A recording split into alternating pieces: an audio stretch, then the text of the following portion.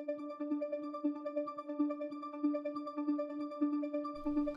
everybody, David here. Good to talk with you. It's been a couple months since we last chatted, I believe March or April.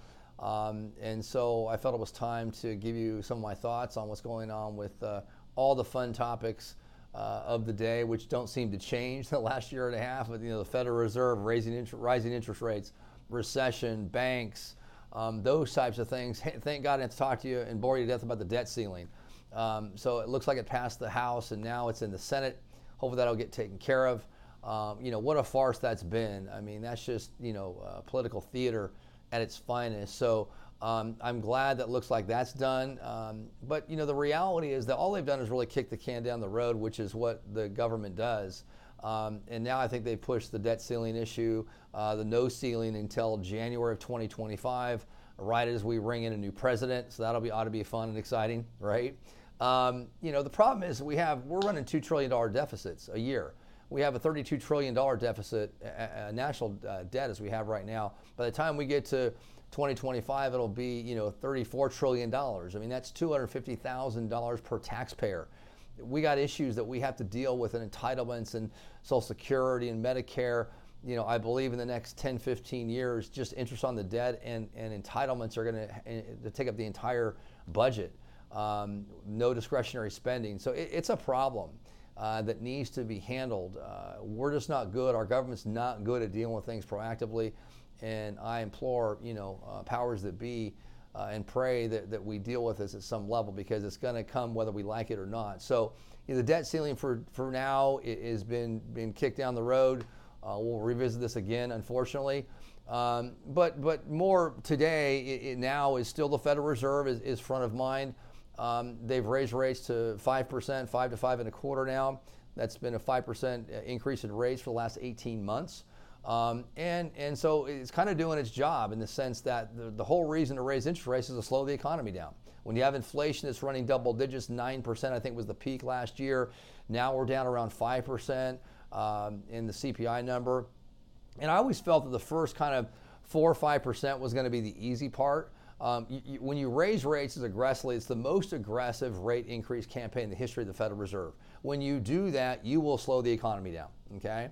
And so the first things that get hit are going to be housing, which has been hit. You have mortgage rates that are 7%. You have auto loans, used car auto loans are like 14%.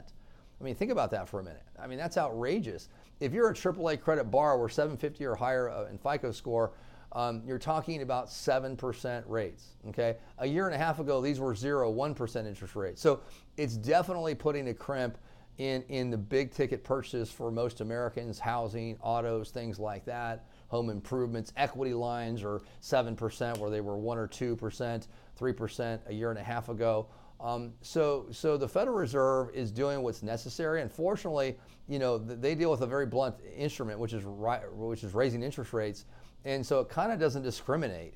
And there's also a saying that when you raise rates like that, there's long lags to the effects in the ultimate economy that they're trying to slow down. And it usually takes 18 to 24 months for these things to seep into the entire economy. And where you haven't seen that hit, as we'll talk a little bit later, unemployment is still very low.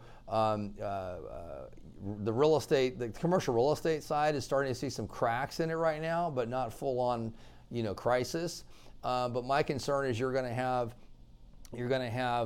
when these real estate properties, these commercial real estate properties need to refinance, it's going to be a problem going from 3 or 4% loans to 7, 8% loans.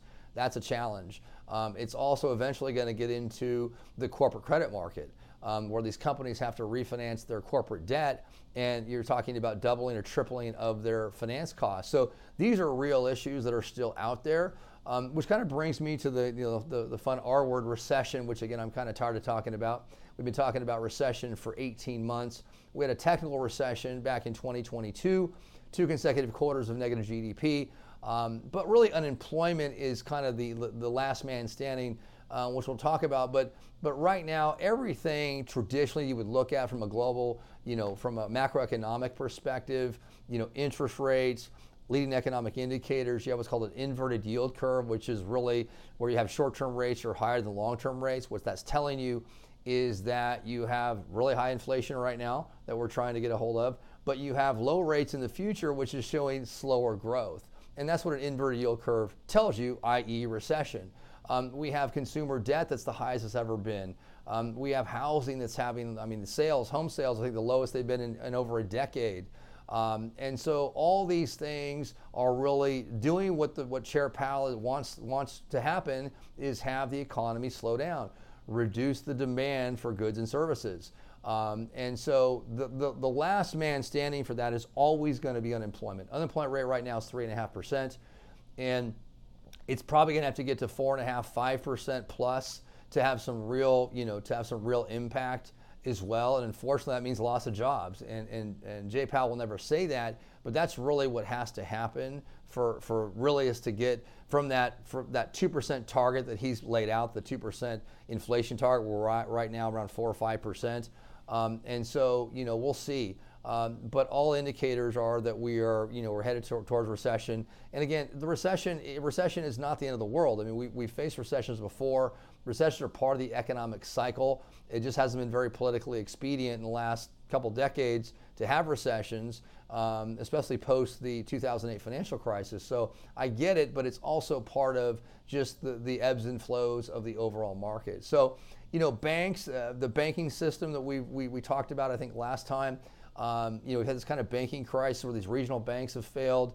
The Silicon Valley Bank, Signature Bank, these types of institutions that had some issues with their assets and these bank runs that happened.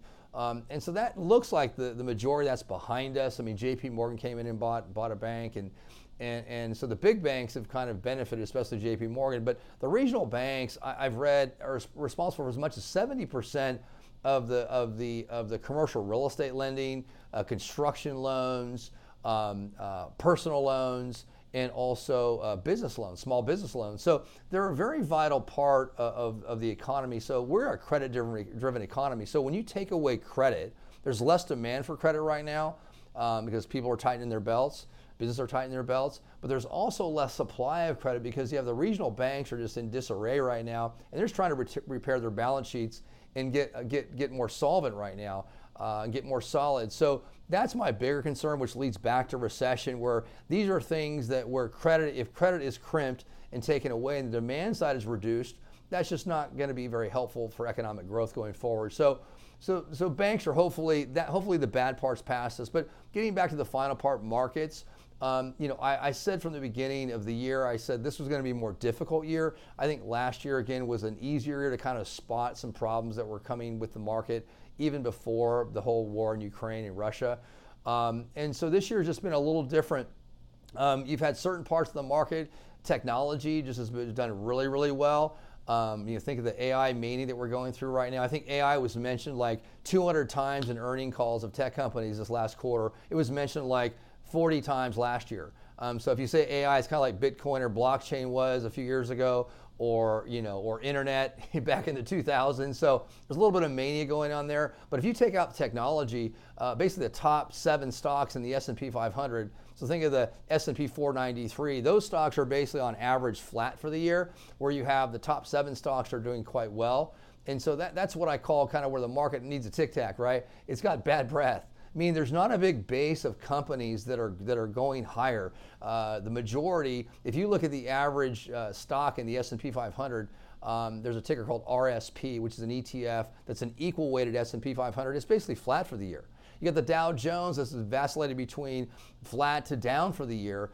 So it's a tough market. I mean, I think the saving grace is there's still, treasuries are paying good yields. You have money markets are paying good yields, 4 and 5%. And so there's places to hide out right now, which we are. We still think this market has some challenges.